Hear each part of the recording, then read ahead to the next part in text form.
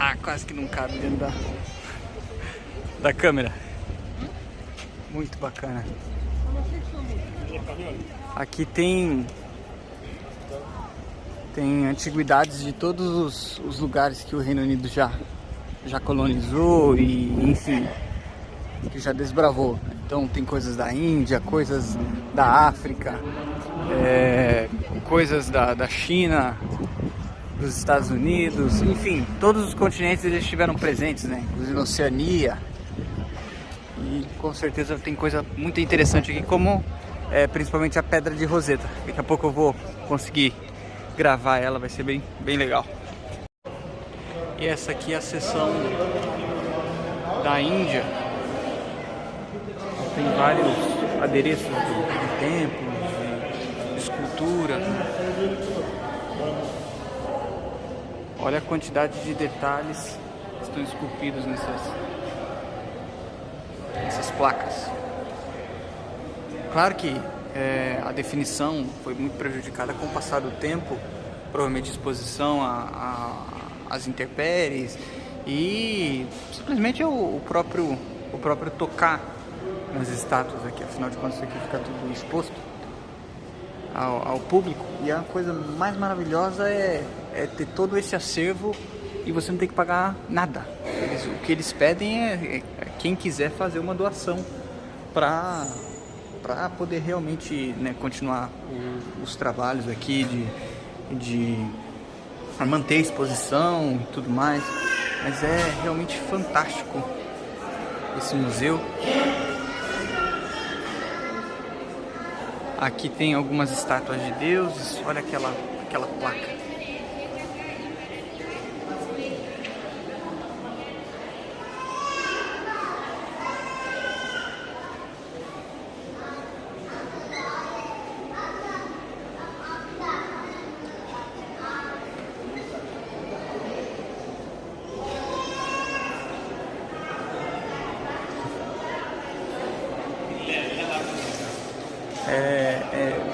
Também uma coisa muito interessante, né? Você vê vários indianos, né?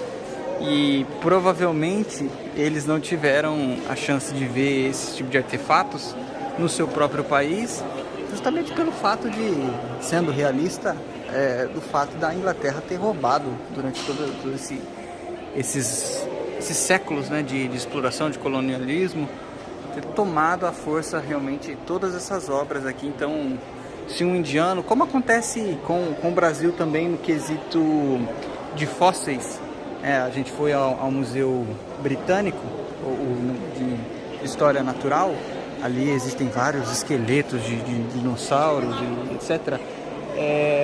Mas, por exemplo, no caso de Berlim, tem alguns dinossauros que foram realmente roubados do Brasil. Então, se eu, como brasileiro, quiser ver um esqueleto de um dinossauro, um fóssil de um dinossauro que havia no Brasil, eu tenho que ir para Berlim. Então existem vários acordos sendo aí costurados, né, sendo feitos para a devolução de alguns desses itens, mas está muito longe de conseguir, até porque infelizmente é muito complexo, né, algo que de vários séculos atrás. Então, provavelmente as coisas são assim mesmo. E o que é muito interessante é o fato deles ainda conservarem e terem todo o cuidado com as mesmo que, digamos, roubadas, eles conservam muito bem.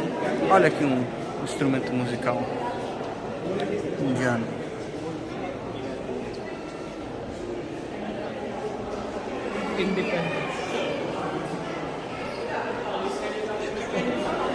Aqui começa a seção da China.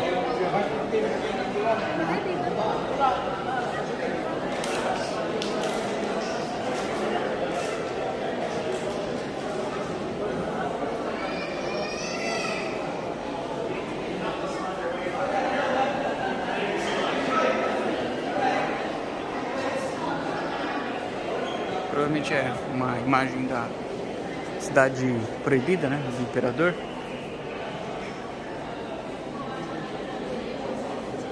Outra coisa que é bem legal aqui é, caso você pague existem guias turísticos que fazem o tour para você no idioma de preferência. Eles fazem tradução, etc. Então você consegue se achar melhor, né?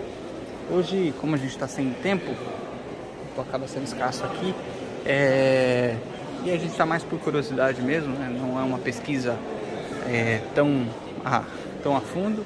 A gente está aqui por conta própria mesmo, né? Várias estátuas. Aqui as famosas louças, né?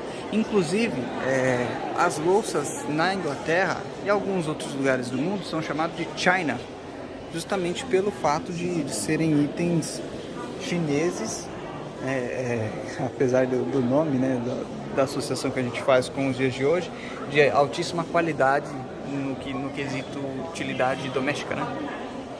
De utensílios domésticos. Aqui ganharam toda a fama e todo mundo hoje tem, né, usa itens de porcelana quando consegue comprar, né? Eles são muito bons.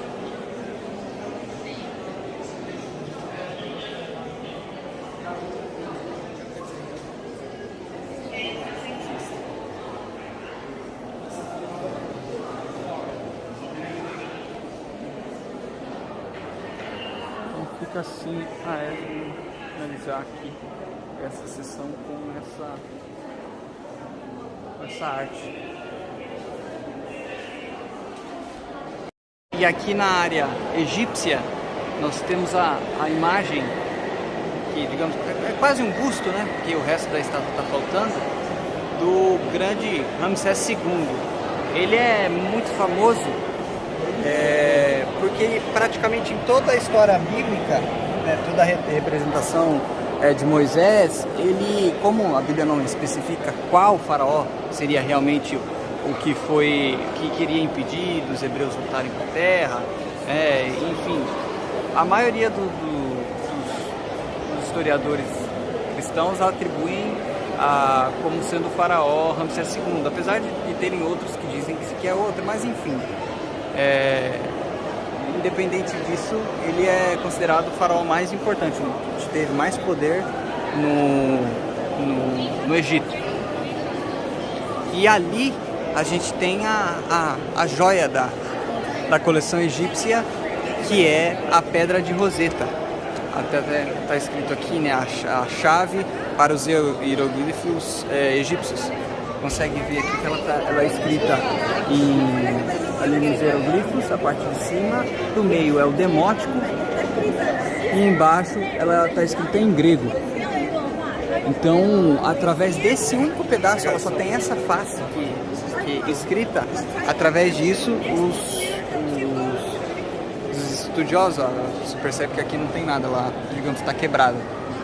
Através simplesmente daqueles pedaços ali, e de muitos anos de estudo, eles conseguiram decifrar um pouco da escrita egípcia, né? Então, é uma parte assim, um pedaço realmente da história que envolve o Napoleão, o imperador da França, enfim, é muita história mesmo condensada num pedaço de pedra.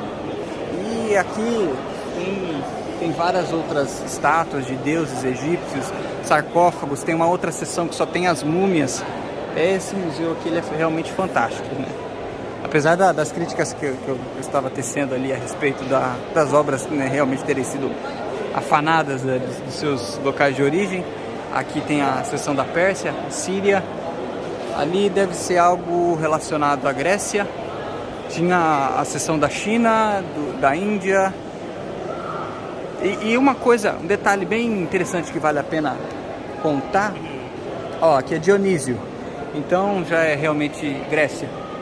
Apesar da estátua ser branca, a maioria dos estudiosos hoje concorda que isso daí foi até usado como propaganda, dizendo que na verdade a cultura grega era realmente evoluída e que era tudo branco, né? Porque quando a gente pensa em Grécia, a gente já pensa em tudo branco, né?